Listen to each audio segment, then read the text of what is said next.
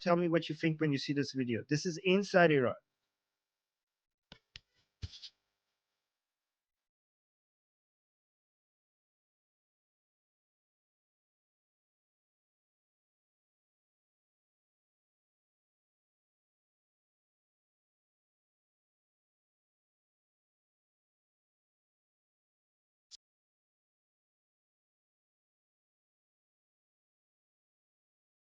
This is inside Iran, and this is recent,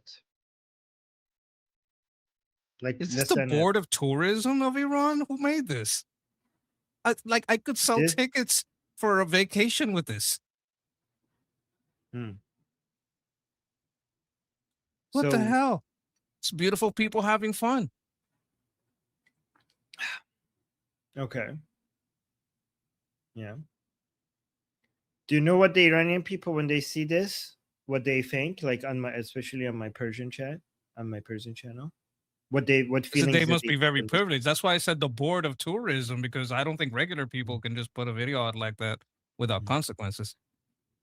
The main thing that, no, there's not that much consequences for most people. Mass majority of people, if they do this, like none of these girls, most of these girls, like sometimes some people get unlucky because the government is trying to make an example out of people, but most of these girls, nothing is going to happen to them. Okay, so I'm going to have two perspectives on this. One of them is this government sanctioned because it seems incredibly relaxed and a fun place to go? Two, is this what typical Iranians want for a daily life, and is this what's being hidden by the government?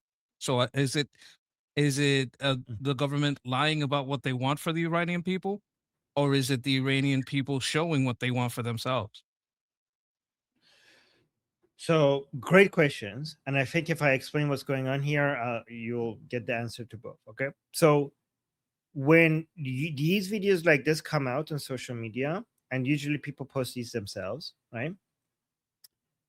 Then the a reaction to it is extreme anger by the anti-regime people, because what they say, the reason why people get angry when they see videos like this is that you are normalizing the current regime. You're making it seem like life is good now. Most Iranians cannot afford to do this. The Islamic Republic has loosened its crackdown on how people live as a way to make it seem like it has reformed for both to reduce internal pressure and also external pressure, so people get away living like this, so more videos organically come out like this, so more people think that this is good, this is what we wanted, this is what we're fighting for. But this is not what we're fighting for. We're fighting for, we're not fighting for social freedoms, we're fighting for all freedoms. We're fighting for economic and political freedoms, not social freedoms, because we want prosperity. Even if these things become free, the vast majority of Iranians will not be able to afford to live like this. Okay, imagine if there's no government crackdown on these things. Who cares? You're still isolationist. You still have a command economy. You're still at war with the rest of the with the rest of the world. So we can't afford to live like this. Like, you are just doing this for your own survival. You're trying to make it seem, you're trying to give this, these are like breadcrumbs that you throw at us as a way to go home and feel like this is okay now. This is actually more dangerous.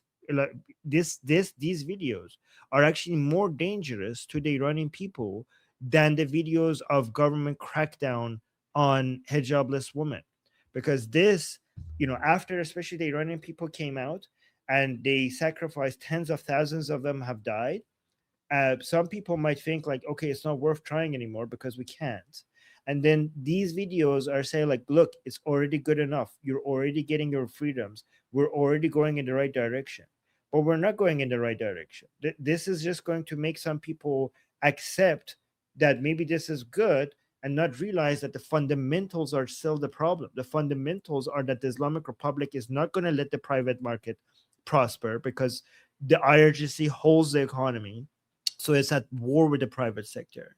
It's at war with the international trade coming into Iran because it doesn't want to compete with the private market. It doesn't want to compete with the international market. It wants to hold. It wants to keep Iran isolated, and it wants to have a a command economy. That means the Iranian people will stay poor, and a small minority of them will be able to live like that and enjoy the newly found freedoms that the Islamic Republic might be sometimes giving to Iranian people as a survival method. And them advertising this is just a way for them to make people just be happy with what they already have, instead of going for Pahlavi, toppling the regime, and bringing Pahlavi back to Iran. Okay, so my question is there anything written inside the video or above the video, or could you write, like if I said uh this can only be normalized under individual freedom and a free trade under Pahlavi, and it's the same video. Anything else will be kabuki theater. You understand what I'm saying? Like, isn't it about the framing here then? Because am I interpreting the framing? Because I think you're right about the framing, but isn't, like, could you understand why I'm saying, well, this is going to depend on a lot on how you paint it for me? Because if I say this can never be real until we get rid of the IRGC, I'm with it. If you say, hey, things are Mm. great, we don't need to get rid of the IRGC, I hate it. And it's the same video. So, okay, so somebody in the chat saying this must be an old video. No, this is very new. This is very fresh. This is very fresh. This is from either yesterday or the day before. And the thing is that these videos do the job that I told you without any framing, like without, just like, look at us, we're having fun. Like, they do what I told you best without any politics in it. So some people go take it from the original post and then they put their political spin on it when they come and they repost it with that in mind. But most of them are just organically young people having fun without even having any political intentions. But the decision by the regime is not in the production, the video production. Like, that's not what's happening here. It's not like the regime is like, oh, let's make these videos and put this framing on it and post it. That's not where the decision is being made. The decision is being made a few layers up. The decision is made like, let's just loosen the enforcement and not enforce as much. And this naturally will happen anyways. And videos like this are coming out and they just do their job without the video requiring political framing. And Can it's I not give a just little this video, feedback? it's just, yeah. Okay, from an American perspective, when I see this, I'm going to say, oh my God, they want to be free. They want to be like us. I'm not going to interpret it as things are fine. That's because you are aware and you are more like tuned into this stuff. But if you look at, like, if you go on YouTube, like go on YouTube, search Tehran walking, right, for example, right, Okay. and you see like people walking in malls, and people are eating outside, and girls are look so good and they're not wearing hijab, and everything looks modern and nice, right? And then go look at the comment section, right? Most of the comments are saying like, oh my god, the media has been lying to us. This is really Iran. We thought they're Islamic. We thought like they're cruel.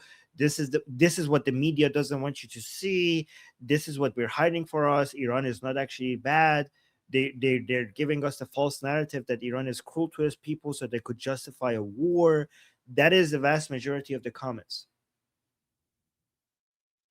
I'm looking at it and you're right. Oh, you are? Okay.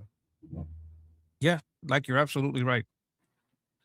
Look, listen to this comment. And this is just a video of people going to a bazaar, all hijabless. This is a country that Trump and Netanyahu claim people that live in bondage and savagery and that women are arrested. Like, it is utilized. Like, I'm seeing some accounts here. And okay, so and the video, the person that posted the video says, thanks for watching. My goal is simply to show everyday life in Iran as I see it and let viewers form their opinions. Yes.